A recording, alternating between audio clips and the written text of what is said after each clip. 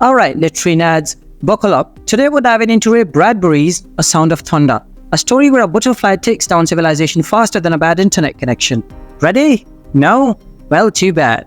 So, it's the year 2055, and instead of chilling with hoverboards or sipping lattes on Mars, people are paying big bucks to go on a dinosaur safari. Yeah, because the Jurassic Park movies totally didn't warn us about how great of an idea that is. Enter Eckels, our hero, the man with a hunter's heart and the common sense of a goldfish. This guy signed up to bag himself a T-Rex, because nothing screams midlife crisis like hunting a dinosaur. Travis, our guide who's got all the charm of a DMV employee on a Monday morning, lays down the law. Stay on the path, don't touch any fence, don't even breathe the wrong way, or you'll screw up the future. Real simple, right? But if you've met Eckels, you know this is already doomed. Fast forward to the moment of truth. They see the T-Rex, and Eckels, who was all big talk at the start, turns into a quivering mess. Seriously, it's like he saw his ex and a tax audit notice at the same time. Travis is like, bro, chill, just stay on the path. But Eckels? Nah, he's too busy shaking in his boots to follow basic instructions. And what does our fearless leader do? He steps off the path. Of course he does. And because the universe has a twisted sense of humor, he steps on a butterfly.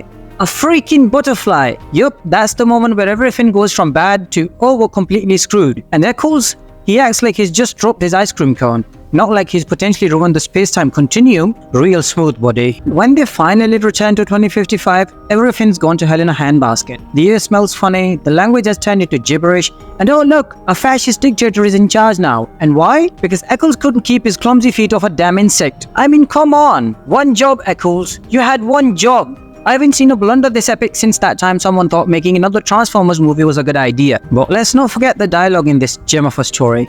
Picture this. Travis, whose idea of motivational speaking is yelling at Eckels like he's his drunk uncle at Thanksgiving, spouts lines that are about as inspiring as a DMV pamphlet. And Eckels? Every word out of his mouth makes you want to facepalm into another dimension. Seriously, did Bradbury write this dialogue as a dare? Because it's flatter than a week-old soda. If the characters had any less depth, they'd be a kiddie pool. Historically, A Sound of Thunder gets credit for the whole butterfly effect thing, which, don't get me wrong, is cool and all, but the real marvel here is how Bradbury managed to create characters so flat they make cardboard look like 3D. And the dialogue? It's like someone fed a chatbot bad sci-fi cliches and called it a day. If there's a lesson here, it's that sometimes the idea is better than the execution. Much better. So here's the moral of the story, kids. Don't time travel, don't hunt dinosaurs, and for the love of everything that's holy, don't let Eckels anywhere near anything that can be squished. Because if you do, you might just find yourself in a world where the most exciting thing left is rereading this delightful piece of fiction. Thanks, Eckels. Really knocked it out of the park with this one.